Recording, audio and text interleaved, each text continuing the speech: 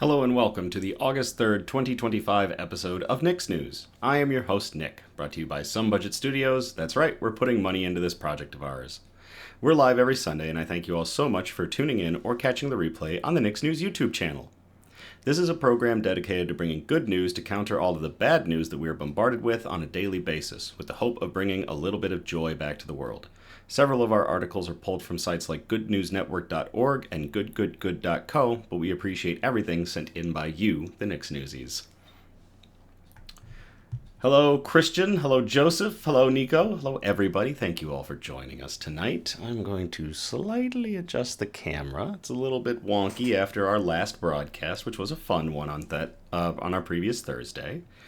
Let's get into it with our news brew. Summer is a great time for diversifying your beer portfolio. It's also a great time for hazy IPAs. So, my dad picked me up an amazing array of hazy IPAs not too long ago, and I've been working through them, showcasing a few of them here on Nick's News. And we're going to do another one. Tonight's brew, Batch Brewing Company's Hop Reaper. Now, if you check out our Instagram, you get to see these on Thursdays, just before before the episodes, and I also talk about where they came from. So if you want to grab one and drink along with me, you can.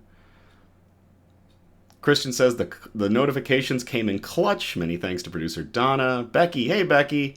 Julie says hi. She's watching SummerSlam with us. That's awesome. Very cool. Yes, we are competing with SummerSlam tonight, so I'm happy. I'm just happy anybody shows up. So, Hop Reaper, 8.5% ABV, double New England IPA. New England IPAs, super hazy, like milkshake IPAs effectively. This one looks to slay with an intense combination of Nelson Sauvin, Citra Cryo, and Strata hops. In the words of Blue Oyster Cult, don't fear the Reaper. And in honor of Sony Marvel releasing our first looks at our next Amazing Spider-Man film, Brand New Day, we are going to use our Amazing Spider-Man pint glass. I personally think that the costume looks great.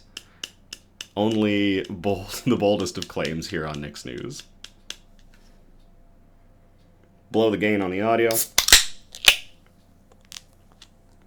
Ooh. And get into the theatrics of a 5-minute pour.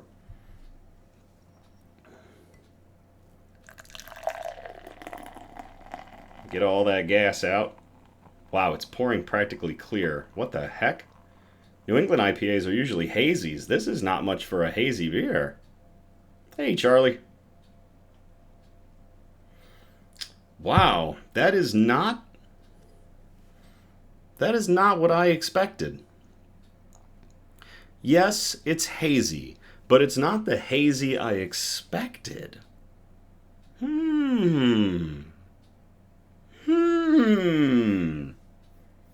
Interesting.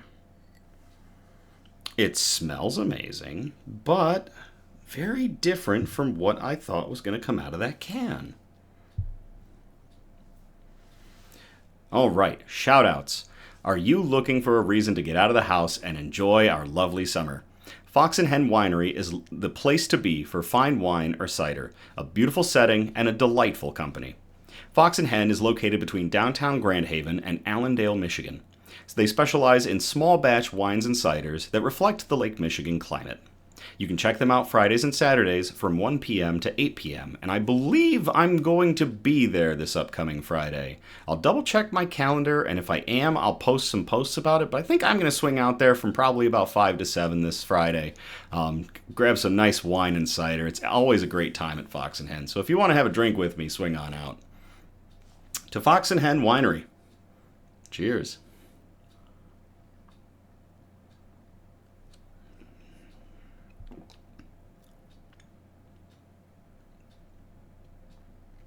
That is a tasty beverage.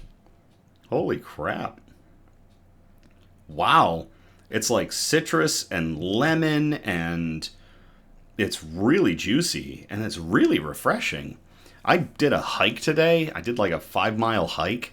I need this. Congratulations to the John Ball Zoo and Yuki the Snow Leopard. A new cub was born on Monday, July 28th. Both Yuki and the cub are doing very well.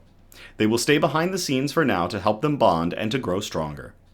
Check out John Ball Zoo's social media to keep up to date, and thank you, Eliza, for sharing this good news with us. To Eliza and to John Ball Zoo, Yuki the Snow Leopard and her new cub, cheers.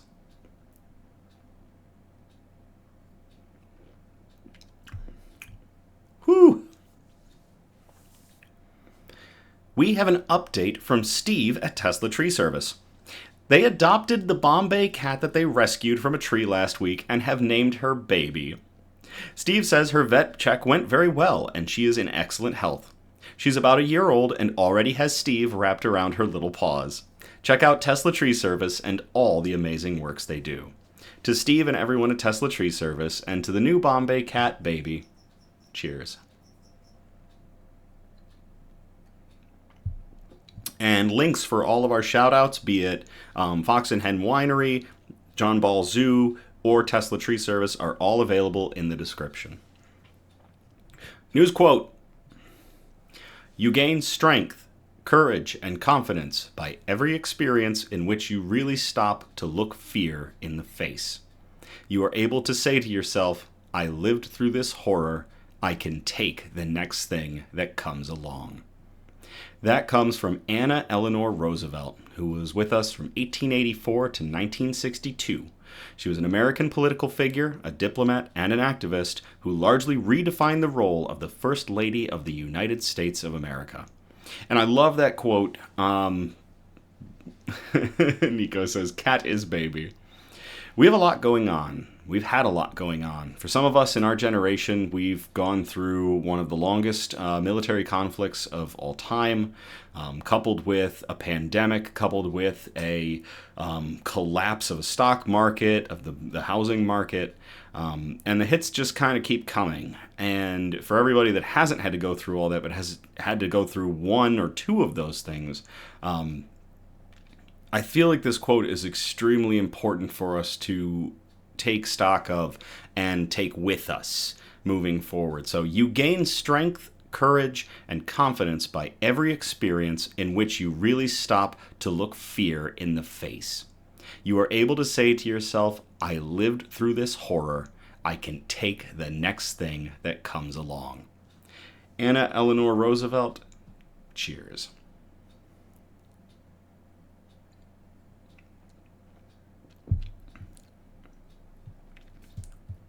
I really hope Sue comes out. Because after our news quote, that gets us into the bug update. I would like to thank you all so much, those of you who have tuned in or caught the replay of our Ripley rehousing that took place on Thursday, July 31st. My grandmother texted me today to say that even she watched a bit of it and she really enjoyed it. And I can't tell you how much words of affirmation like that go such a long way for Nick's News and myself. Even if odd little things like that can make my grandmother smile, I'm all for that. So thank you very much, Graham, for that. And thank you all again to everybody who's tuned in or catch the replay of it. Ripley is settled in and is very active in that tank, more so than I ever saw her active in her previous home. And I'm really happy to see that. It tells me that she is exploring the space. She can actually reach out with those antenniform legs, those really weird, long, thin legs that she's got. She can spread them out completely, and she does. She just sort of airplanes around with them. Hey, Ann. So she just sort of airplanes around through the tank now, and it's so fascinating to watch her. Keep an eye right here. So this is her cork bark now. This is that nice big piece of cork bark that we got from my friend. Oh my gosh, sorry. The beer got to me a little bit. So my friend Isaac was the one that got me that cork bark, and that's that big piece of cork bark, and she might come scuttling out onto it tonight. Something else to watch for is going to be this tank back here, though. We'll get to that. So Elmira has dug several new entrances to her burrow, her primary burrow, and her water dish is once again filled with dirt. There's no real surprise there. Elmira is a digging machine. Sue is a monster. So I have still not gotten... Hey, everybody. I have still not gotten a good, clear picture of him. Because he's just hunkered in that hide the whole time. But he is massive. And I hope so much that he comes out during a broadcast so y'all can see him in all his glory now. If he makes an appearance during an episode, it'd be amazing. So on that note, keep an eye out back here. That is Sue's home. I had to move it as a test to see if it had anything to do with how close he was to Elmira. But we're going to see if he comes out, and if he does, just shout Sue in the chat. That'll be a clip if it happens. Yes, Christian, that will be a short. If Sue comes out during an episode, we will make a short of that as my eyes light up and I just slowly turn to stare death in the face. In his glorious, ugly face. So... All right, with that, we are going to get into our Good News broadcast. And our Good News broadcast is broken up into 4 major categories. Those categories are science and technology, health and medicine, flora and fauna, aka plants and animals, and lastly, wholesome notes, the really nice touchy-feely articles that we like to end the night on. So we will start off in category 1, science and technology. We've got one article in here, and we called it Radioactive Battle Unicorn. I will copy and paste this into the chat if y'all want to read along.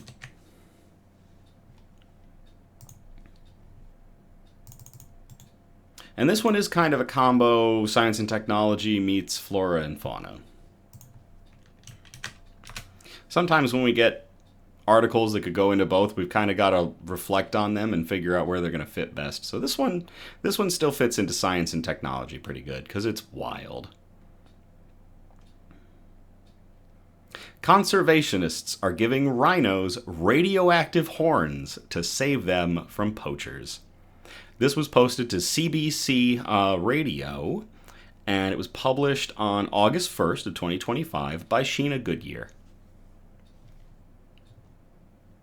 Injecting radioactive isotopes into the horn of a living rhinoceros is a lot easier than it sounds, says James Larkin. You basically drill a hole in the horn, put a carefully selected radioisotope into the horn in a couple of places, then you seal it up.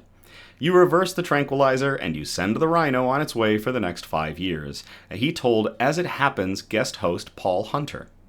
It's easy, all done and dusted in a couple of minutes. Larkin is the chief science officer of the Rhizotope Project, which aims to protect South Africa's critically endangered rhinos by making their horns radioactive. That's right. This is wild. The doses, he says, are too weak to pose any risk to the animals, but are strong enough to set off nuclear security system alarms at international border crossings. The goal is to deter people from poaching rhinos and catch those who do. Scientists who are not involved in the project welcome the innovative effort to protect the critically endangered animals, but stress that this work alone is not enough to save them.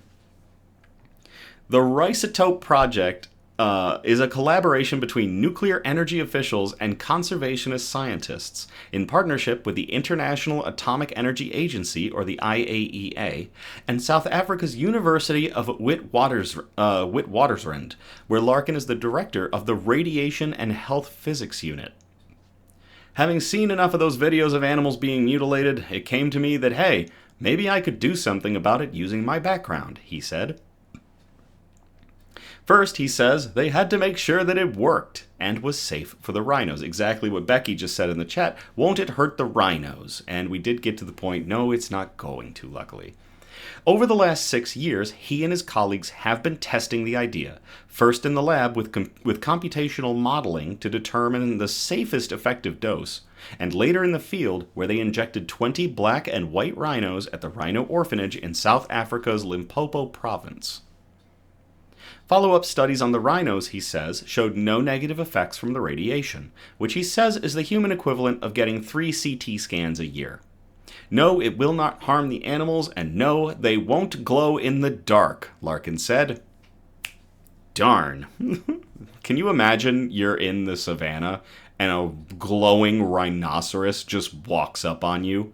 Like, you see it coming from a mile away, but you're so, like, I'm gonna die.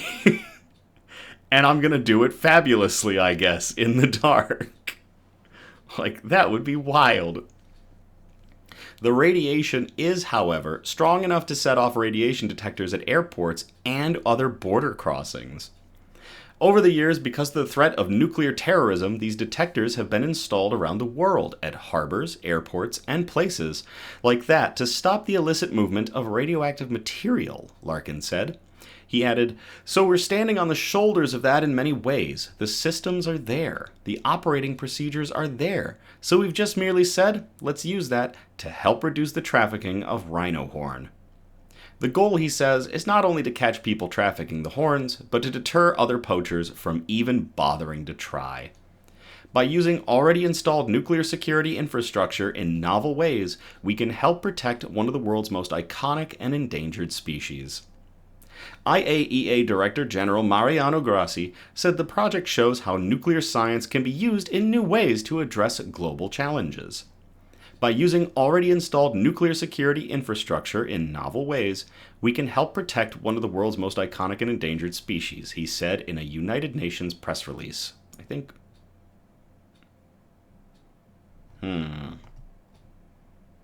Editors need to keep an eye out for double text like that. I'm like, wait a second, I just had deja vu. Is the radioactive rhinoceros horn getting to me? It's one of several novel approaches to rhino conservation in recent years. A study published last year also showed that dehorning rhinos reduced poaching by 78% over a 7-year period on 8 reserves. However, dehorning though it may not affect the animal's health or ability to procreate, a 2023 study did find that it impacts their behavior and causes them to socialize less, and it reduced the size of their home ranges, so dehorning is not the best solution. The Risotope Project has injected 5 rhinos so far outside the original trial group, but are hoping their work will lead to mass injections across the country. They're encouraging private wildlife park owners and national conservation authorities to sign on. The International Union for Conservation of Nature estimates that the global rhino population stood at around 500,000 at the beginning of the 20th century, but has now declined to around 27,000 due to continued demand for rhino horn on the black market. South Africa has the largest population of rhinos, with an estimated 16,000, but the country experiences high levels of poaching, with about 500 rhinos killed for their horns every year. Larkin says a rhino horn can fetch as much as $60,000 US on the black market. It's sometimes used in traditional medicines in Asian countries, but Larkin says their main purpose is as a symbol of wealth and status, which is kind of just absolute shit. Nowadays, it's being able to show off to your friends and business colleagues, to be honest, he said. That's absolute trash.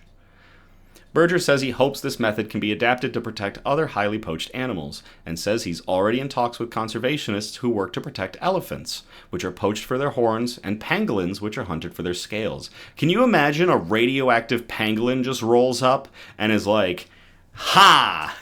And, like, you just get a gamma ray burst and you don't become the Hulk, you just become a puddle of man. Like, yes, make the pangolins dangerously radioactive. Not to one another, and it doesn't harm them. It just harms poachers. Just anti-poacher radioactivity. Joel Berger, a wildlife ecologist at Colorado State University who is not involved in the project, welcomed the initiative. Nico says, absolutely gross. I love pangolins. They always look so nervous. Christian says, radioactive pinecone puppy. I love the meme with pangolins where it's like, pangolins always look like they're coming to deliver you bad news. And they're adorable. Joel Berger said, having studied black and white rhinos in southern Africa and watching the gruesome toll of poaching now, some 30 years later, it's incredibly exciting that new technologies are being tested to try and thwart the illicit trade, he told the CBC in an email. He also added, the use of radioactive isotopes implanted in horns to enhance detectability of smuggled horns across borders offers hope to capture greedy marketeers of the world's innocent icons. Still, he says, it's not enough on its own to save the rhinos. Authorities also need to crack down on the criminal networks that keep the rhino horn trade alive, he said, and I wholeheartedly agree. To everybody involved with the Rhizotope project, adding radioactive isotopes to rhino horns to basically set off nuclear detectors at passage sites to deter poachers. Cheers. We really have some wild articles on Nick's News. Ooh, wrong button. Right button. All right, that's going to get us out of science and technology. We're going to move on to health and medicine. We've got 2 articles in here, and we called this first one 15 Grams of Hope. And this one was sent in to us by Eliza. So Eliza, thank you very much. I will copy and paste this into the chat if y'all want to read along.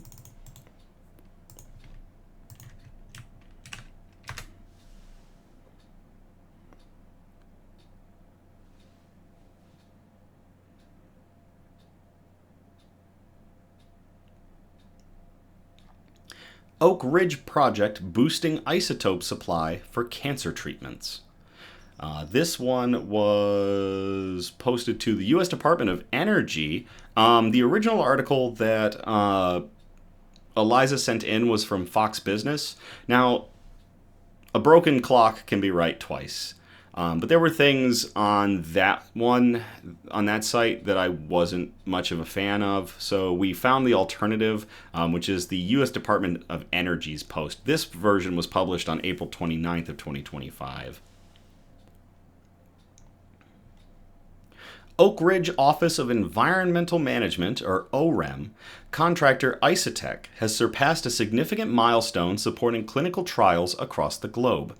Employees have extracted more than 15 grams of an extremely rare isotope, thorium-229, which is crucial for a promising form of cancer treatment. We are incredibly proud to have While 15 grams might not sound like much, it represents a 1,500% increase in the world's supply. Currently, only 1 gram is available worldwide outside of Oak Ridge. That's right, thorium-229 is unbelievably rare and unbelievably useful, and we now have a new way of making more of it. We are incredibly proud to have reached this milestone, said Sarah Schaefer, Isotech president and project manager. This is the result of years of hard work and great attention by the operation team. This accomplishment was made possible through an innovative public-private partnership among TerraPower, Isotech, and OREM. Isotech is tasked with processing and disposing of the nation's inventory of uranium-233 stored at Oak Ridge National Laboratory, or ORNL. Through the partnership, Isotech employees extract thorium-229 for TerraPower before processing and shipping the uranium-233 material for permanent disposal. If you prescribe to Kyle Hill on YouTube, I believe he's a nuclear scientist. He has an amazing page detailing nuclear power, as well as different incidents and accidents and moments in history throughout the years regarding radioactive power, and a lot of other engineering stuff. Check out his site. I think he did a video about Isotech, or it might have been about TerraPower. One way or another, I remember seeing a video that was talking about this thorium and later this actinium extraction. Originally created in the 1950s and 1960s for potential use in reactors, uranium-233 proved to be an unviable fuel source. Eliminating the inventory of uranium-233 is OREM's highest cleanup priority at ORNL, as it is stored in the world's oldest operating nuclear facility and very costly to keep safe and secure. Christian says, we love thorium in this household. Believe me, I love thorium too. Stuff's crazy. Isotech began extracting medical isotopes in 2019. At the time, crews processed lower radiation canisters in glove boxes. When processing operations began on the higher dose canisters in hot cells in 2022, employees saw a boost in the amount of medical isotopes they could extract and provide to TerraPower. As we progress through the inventory, we'll have opportunities to extract greater amounts of thorium, Schaefer said. We continue to refine our processes to keep our extraction efficiency as high as possible. TerraPower uses and here comes the crazy part. TerraPower uses the thorium-229 it receives from the project to extract actinium-225, which is the key component for treatments that target forms of cancer that were previously thought untreatable. These next-generation treatments help selectively target and destroy cancer cells while avoiding damage to nearby healthy cells. Think our current use of radiation treatment, but you, instead of going in with a shotgun, are going in with a laser scalpel and just cutting cells away, not basting an area in nuclear power to destroy cancer. You are just excising it. It is so crazy.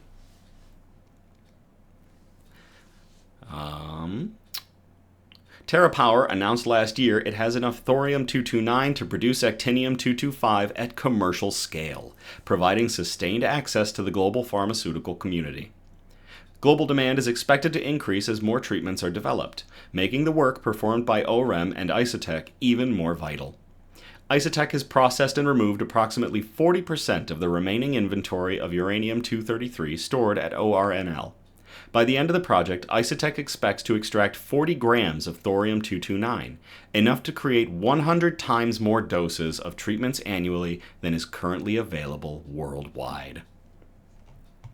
To everybody involved between Isotech, OREM, and TerraPower, extracting thorium-229 and transforming it into actinium-225, which can be used in unbelievably precise cancer treatments. Cheers.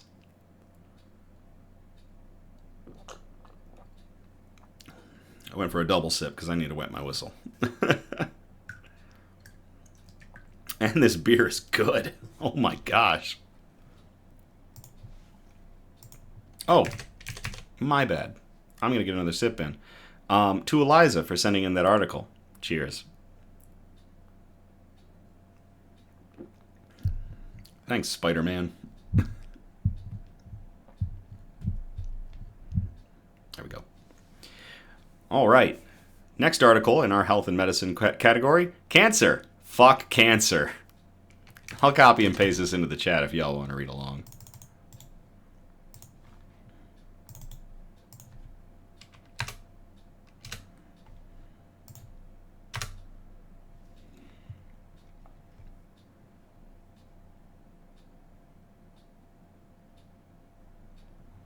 Universal cancer vaccine heading to human trials could be useful for all forms of cancer. This was published to Live Science on July 30th of 2025 by Nicoletta Lanise. A universal cancer vaccine in development could help rev up the immune system against tumors and supercharge the effects of existing cancer therapies, an animal study suggests. Similar to vaccines for viral infections like the flu, many cancer vaccines are designed to help the immune system recognize specific proteins.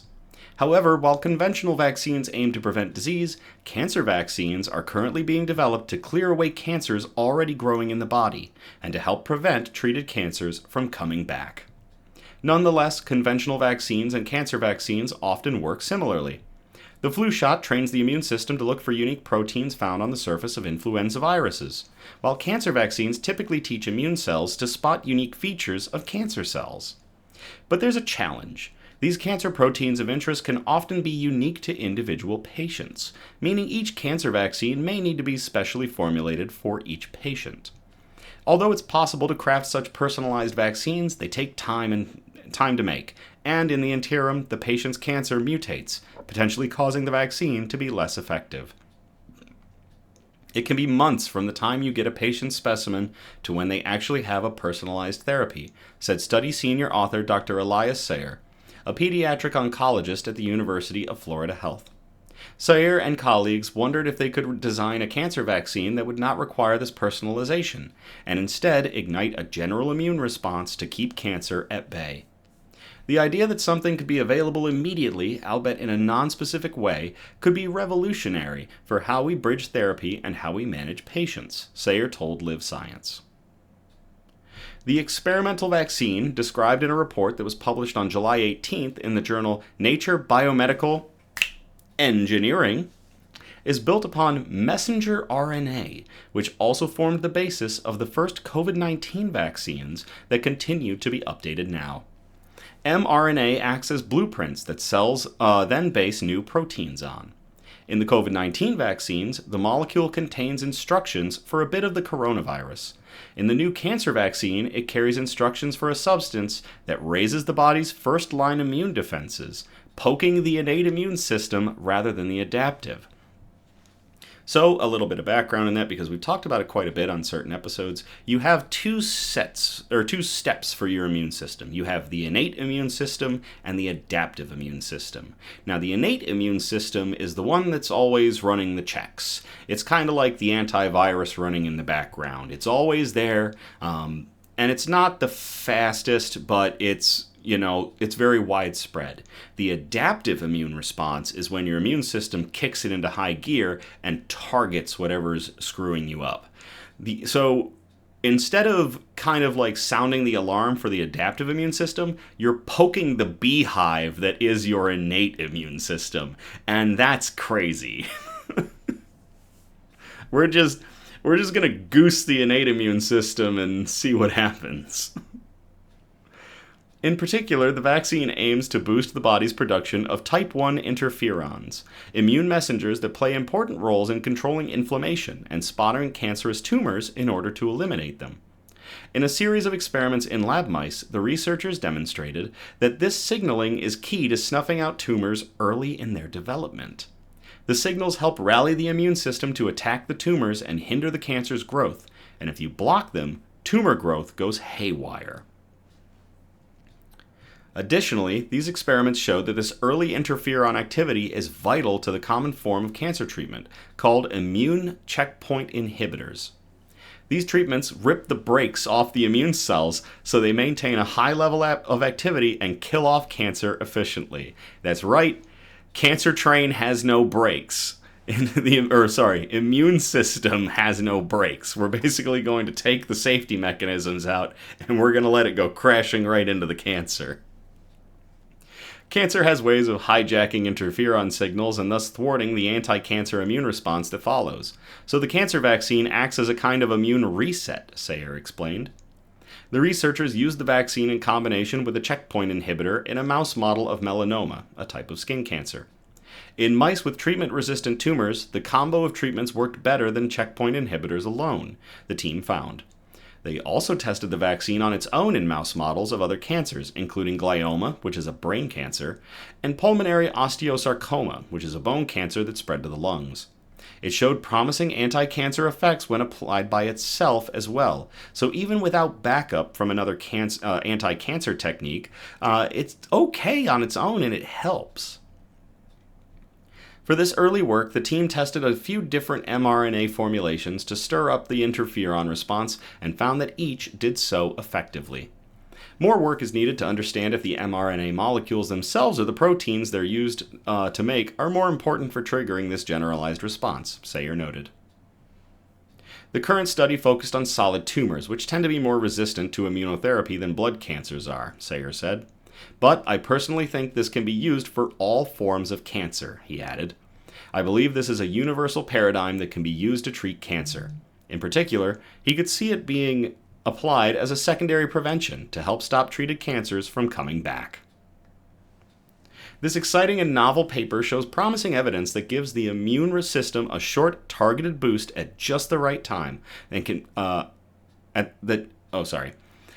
shows evidence that giving the immune system a short targeted boost at just the right time can help previously unresponsive tumors respond to immunotherapy, said Diana Azam, an associate professor and scientific director at the Center for Advancing Personalized Cancer Treatments at Florida International University. This approach could be especially helpful for cold tumors, types of cancer that usually don't trigger a strong immune response, like pancreatic, ovarian, and some types of breast cancer. Azam, who was not involved in the study, told Live Science in an email. These tumors hide from the immune system and can be difficult to target with immunotherapy. So it's possible that this type of vaccine could help expose these cancers to attack. While more research is needed to confirm how well this approach will work in people, the encouraging results in mice offer a strong foundation, Azam said. In people, you want to ensure that the vaccine mounts a helpful immune response without sparking unwanted inflammation in the long run, for instance. Future studies will address key questions around safety, consistency, and long-term effectiveness in real-world cancer patients, she concluded. Meanwhile, Sayer and his colleagues have launched a human trial testing a two-hit approach, an off-the-shelf cancer vaccine followed by a personalized one. They're working with patients with two types of recurring cancers, either pediatric high-grade glioma or osteosarcoma. This approach saves valuable time needed for personalized vaccinations and may induce rapid immunity that can be further seized upon by personalized therapy, Sayer said. That is awesome. To everybody involved in this study, basically goosing the innate immune system to fight cancer with a special, potentially universal vaccine. Cheers.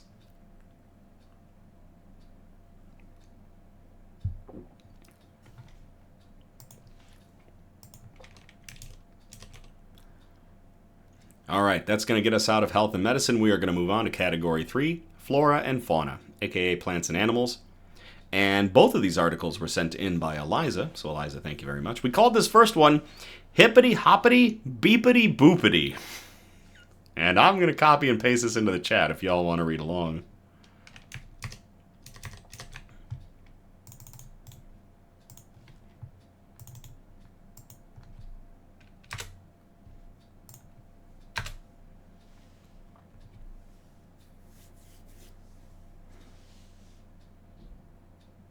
I keep looking back at Sue's tank, just kind of hoping he'll appear. Robo-bunnies are the newest weapon in the fight against invasive Burmese pythons in Florida. This was published to the Smithsonian Magazine on July 21st of 2025 by Sarah Kuda, a daily correspondent.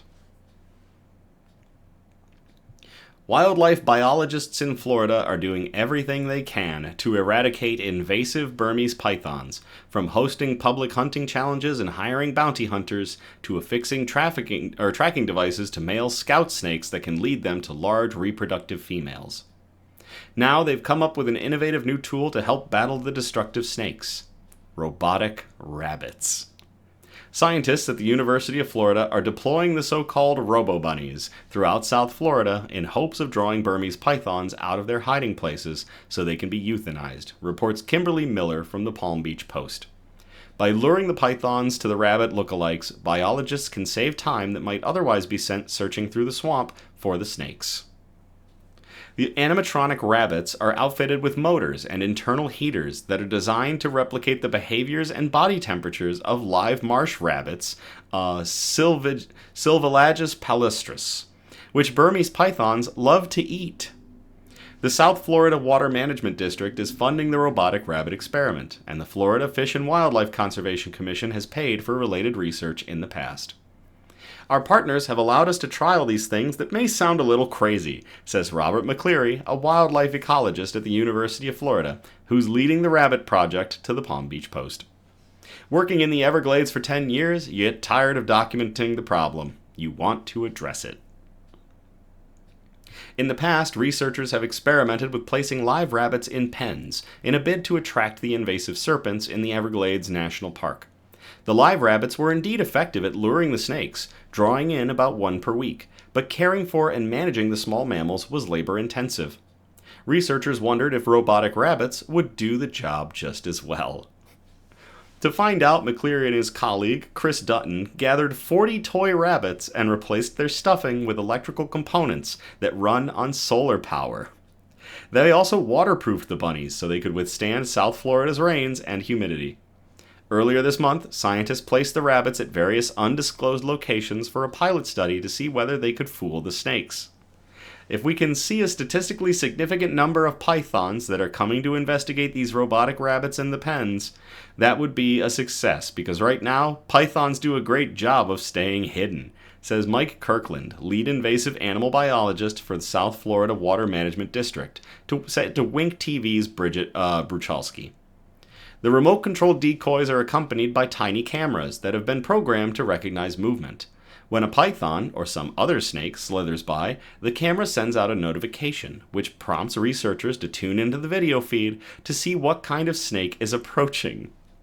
If that python is detected, then it contacts someone like myself, who's available 24 hours a day, and then I can deploy one of our many contractors to go remove it, Kirkland tells Wink TV. If the initial experiment fails to attract pythons, the scientists plan to run a second round of tests with realistic rabbit scents added to the mechanical creatures. We want to capture all the processes that an actual rabbit would give off, McCleary tells the Palm Beach Post. Burmese pythons are native to Southeast Asia, but began arriving in the United States in the 1900s and early 2000s as part of the exotic pet trade. At some point, these pet snakes either escaped or were released into the wild, where they quickly adapted to life in Florida. With few natural predators keeping them in check, the snakes have been proliferating in the Everglades, and the region's rabbits, foxes, possums, and raccoons have had to pay the price. A 2015 study found Burmese pythons were responsible for 77% of rabbit deaths in the Everglades National Park. Experts say it will probably be impossible to fully eradicate the Burmese pythons from Florida, but in the meantime, conservationists and biologists are doing their best to make a dent in the population.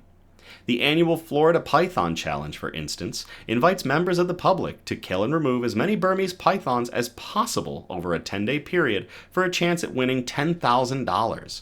This year's event wrapped up on July 20th. Hunters on private land are always allowed to humanely euthanize the snakes without a permit, so long as they have the landowner's permission. They can also humanely kill Burmese pythons on specific public lands managed by the Florida Fish and Wildlife Conservation Commission.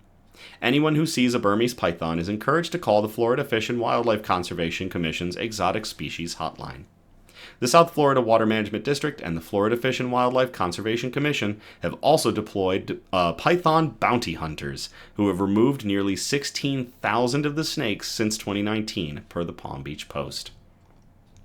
To everybody involved with outfitting and testing robo-bunnies to try to attract Burmese pythons out of the Florida Everglades, and to Eliza for sending in that article, cheers.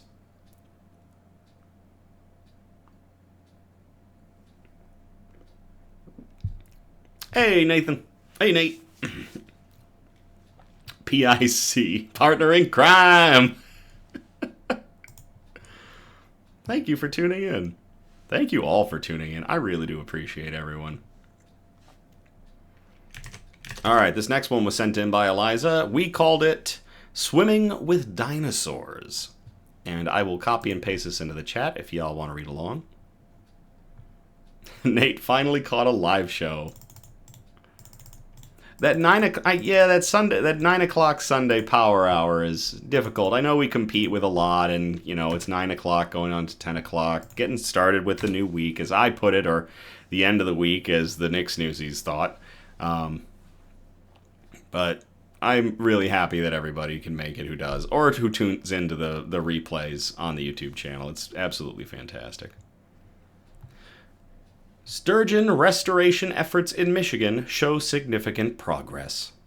This was published to WILX 10 on June 18th of 2025 by Seth Wells. Yes, producer Donna, I am still salty about that conversation regarding what Sunday is. I still think it's the start of the week. The lake sturgeon population in Michigan and the Great Lakes is on the rebound, thanks in part to a collaborative effort. That effort is a partnership between many entities, including the Michigan Department of Natural Resources, the Michigan State University, Michigan's tribal nations, and volunteers with Sturgeon for Tomorrow, among others. Sturgeon for Tomorrow actually had an exhibit at the Grand Rapids Museum many months ago. It was a fantastic little exhibit, just talking about sturgeon, and they had a few baby sturgeon in an aquarium to view. So it was wild. While efforts span the Great Lakes overall, one specific ecosystem has been an incredible boom thanks to this effort. The sturgeon in Sheboygan County's Black Lake are in a controlled system.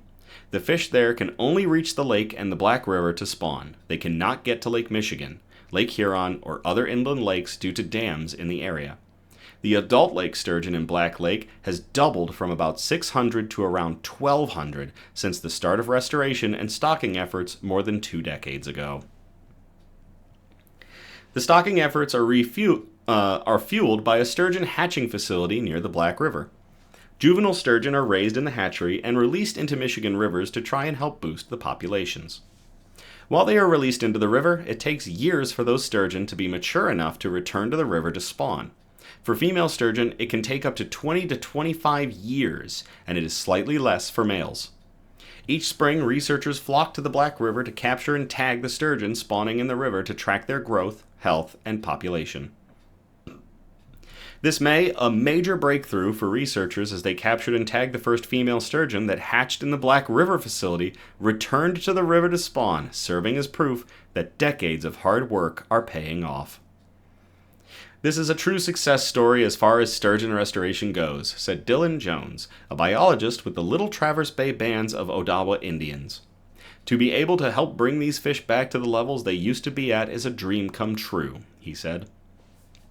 The population in Black Lake is now to the point where the DNR has started discussions about ending stocking in that ecosystem. Tim Wolinski,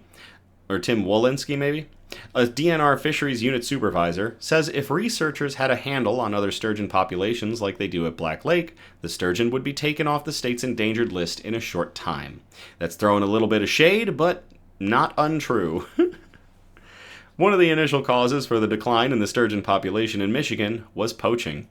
Sturgeon were initially viewed as a nuisance by some commercial fishermen as they would tear through their nets. That's because sturgeon are dinosaurs. They are armored sea tanks. They rip and tear through all sorts of stuff, not with teeth and strong jaws, but just with their bodies and their sheer strength. They were almost treated kind of in a trashy way, and that's just different today. They see their uniqueness, Wolinski said. To help put an end to the poaching, a volunteer group called Sturgeon for Tomorrow stands guard on the banks of the river's spawning grounds to deter any bad actors. As long as somebody is here, nobody is going to go down that hill and try to get a sturgeon, said Sturgeon for Tomorrow's Mary Paulson. Can you imagine if you're like the sturgeon guard for Sturgeon for Tomorrow? Like, you know the sturgeon are going to be in this river, so you just go down there like armored up like a knight, and you just post up ready to defend these fish. I wouldn't want to poach that. Rehabilitating the population isn't the only goal for this effort. Educating young people about sturgeon and how to care for the historic species is also an important piece to its survival going forward.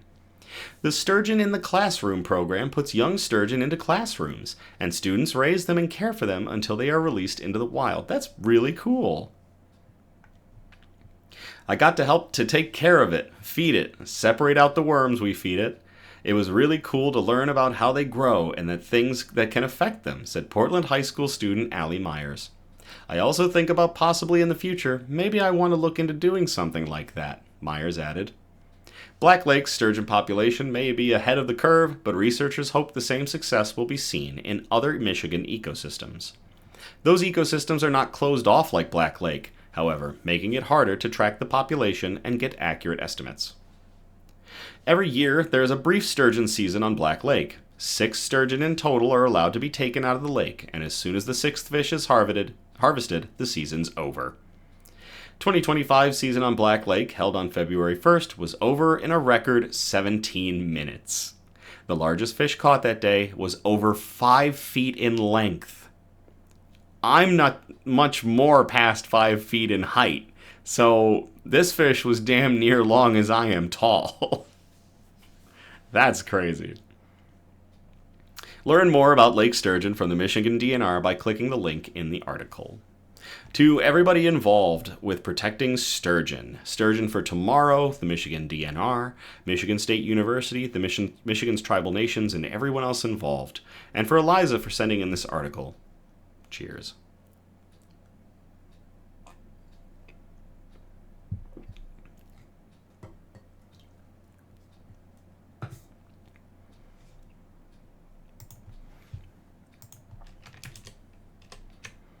All right, so that is going to get us out of flora and fauna. We are going to move on to our final category, Category 4, the wholesome notes.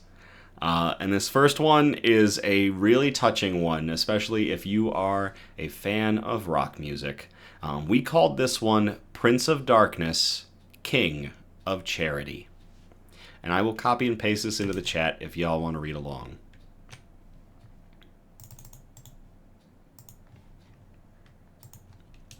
Becky's like, no, not yet. Nick's News only goes for an hour, and we're 51 minutes into our stream.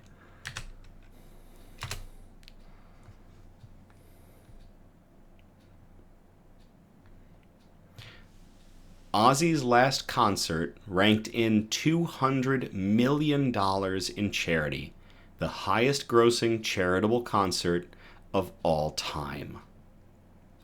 This was published to Digital Music News on July 23rd of 2025 by Ashley King.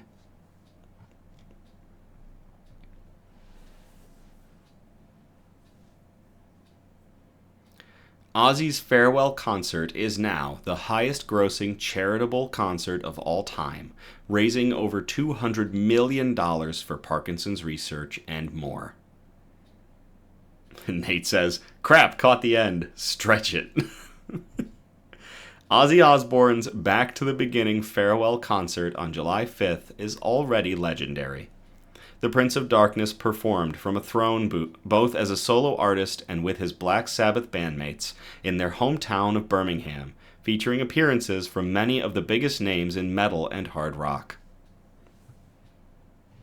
Now, musical director Rage Against the Machine's Tom Morello has revealed just how incredible the show actually was, raising more than $200 million for charity. That makes Back to the Beginning the highest grossing charity concert of all time. And producer Donna did say these figures have been confirmed. This isn't just... Now, mind you, if Tom Morello, when he comes out and says something, you can believe it usually. But this one is just in case, is verified. Last week, Morello posted on Instagram that the show had raised $190 million in charitable donations, a significant increase from his earlier projection of $140 million. However, tickets for the show were also raffled off to benefit charity, which pushed the total earnings beyond $200 million. Not only does that make the event the highest grossing charity concert of all time, but it also far surpasses the $100 million raised by this year's Fire Aid shows in Los Angeles. The July 5th concert took place just 2 miles from the Crown Pub, where Black Sabbath played their first show together in 1968. Ozzy made his entrance on a rising black throne through a trapdoor, and finished the show by playing with his Black Sabbath bandmates in an emotional final act. He sang 5 solo tracks, closing with Crazy Train, as confetti showered the crowd, and ended the performance with Black Sabbath playing Paranoid. Ozzy died just 17 days later at the age of 76. Ozzy had an incredible career and life, but never forgot his broomy roots, said a Birmingham Children's Hospital spokesperson.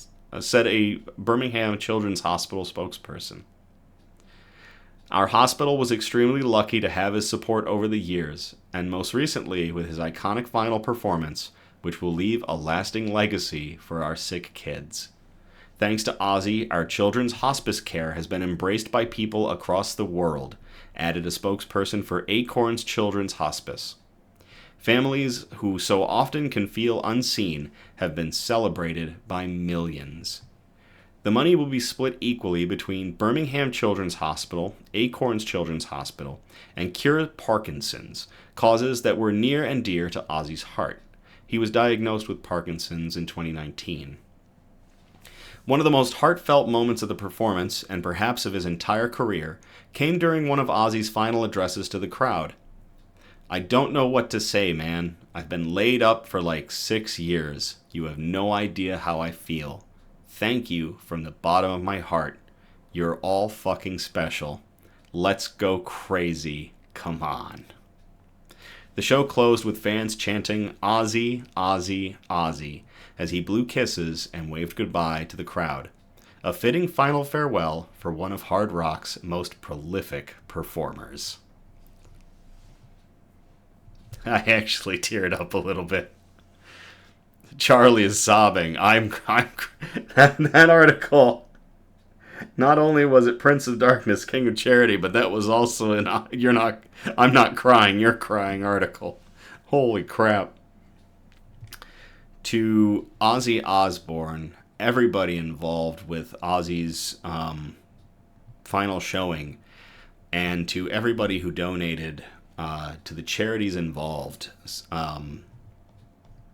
big ones being Birmingham Children's Hospital, Acorns Children's Hospice, and Cure Parkinson's. To everybody that raised over $200 million for these organizations, just showing how much the Prince of Darkness meant to everybody, and to the Prince of Darkness himself.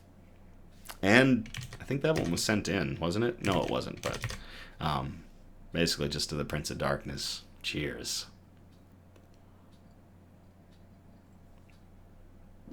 Producer Donna, hindsight being 2020, goes, "I should have warned you. Sorry. This is just further proof I don't pre-read the articles, so all my flubs and everything are live." Wow, that one got me.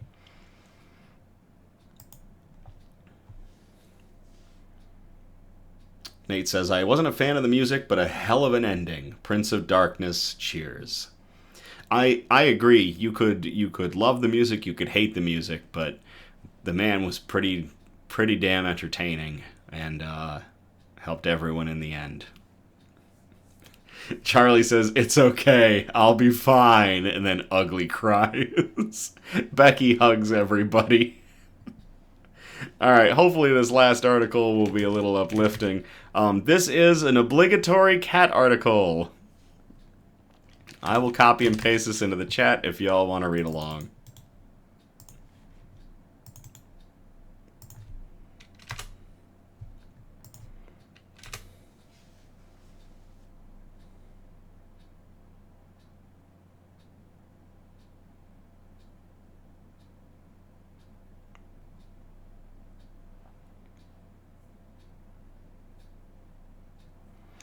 Now playing in movie theaters, 73 minutes of cat videos for a good cause.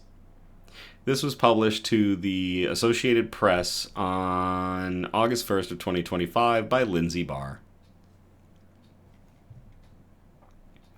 The best of the internet's cat videos are coming to the big screen this weekend. Cat Video Fest is a 73-minute G-rated selection of all things feline.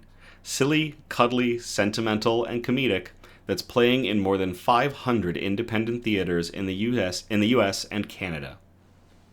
A portion of ticket proceeds benefit cat-focused charities, shelters, and animal welfare organizations.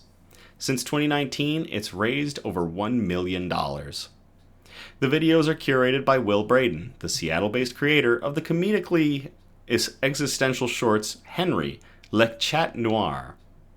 His business cards read, "I watch cat videos," and it's not a joke or an exaggeration. Braden watches thousands of hours of internet videos to make the annual compilation. "I want to show how broad the idea of a cat video can be, so there's animated things, music videos, little mini documentaries," Braden said. "It isn't all just what I call America's funniest home cat videos. It's not all cats falling into a bathtub. That would get exhausting." Now in its 8th year, Cat Video Fest is bigger than ever.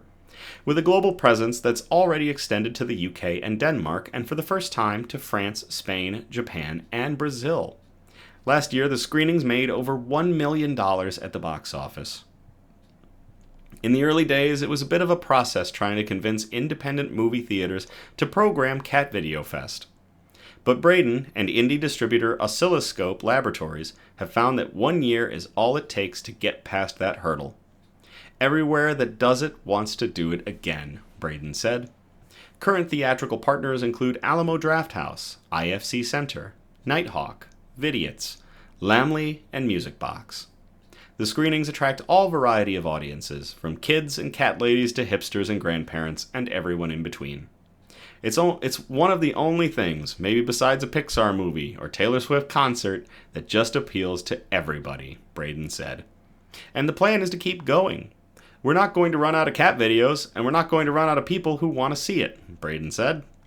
All I have to do is make sure that it's really funny and entertaining every year. So, to Cat Video Fest, which should be showing up in independent theaters across the US and Canada. Something a little bit nicer and a little heartwarming there. Cheers. Obligatory cat article. There is a link, too, in the article, I think, that lists the theaters. It does. I wonder if there are any in Michigan.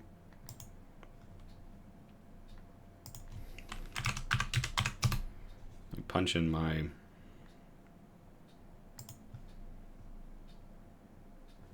Oh my gosh, there is one. The Wealthy Theater. Huh. The Wealthy Theater in Grand Rapids, Michigan is playing it. Y'all might want to check it out.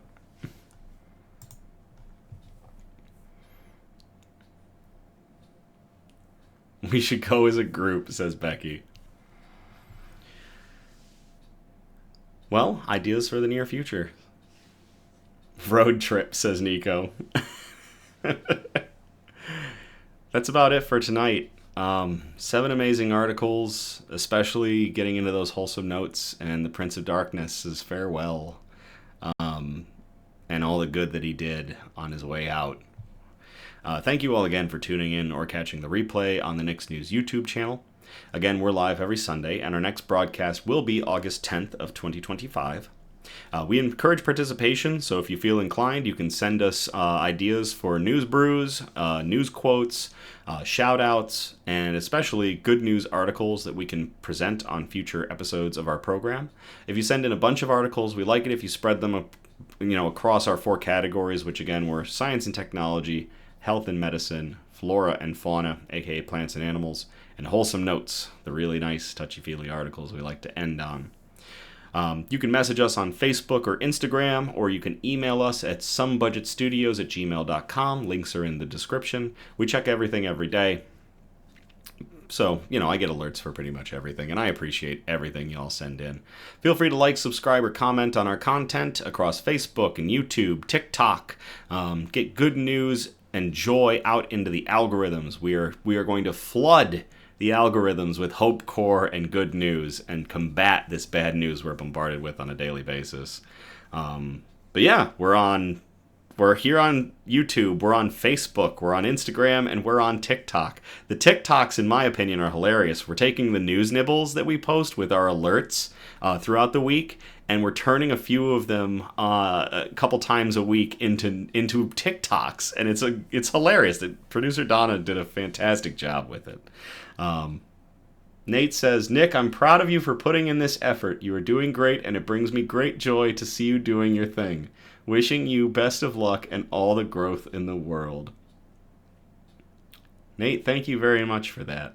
Thank you very much. Y'all make Nick's News, so I'm just a mouth. Y'all are... Everything y'all do, interacting with all of our content, is what continues to see us grow. We are at 98 subscribers here on YouTube. We are closing in on our first 100 subscribers on YouTube. That is an unbelievable milestone, considering we've only had the YouTube page for less than a year. And we just want to keep seeing this grow. We want to keep getting this out there. Just flood the algorithm with Hope Core, and overcome that kind of focus on the bad news. So y'all are making that happen, and I can't thank you all enough. So as always, thank you again. I love you all. Have a great night, and I will play us out.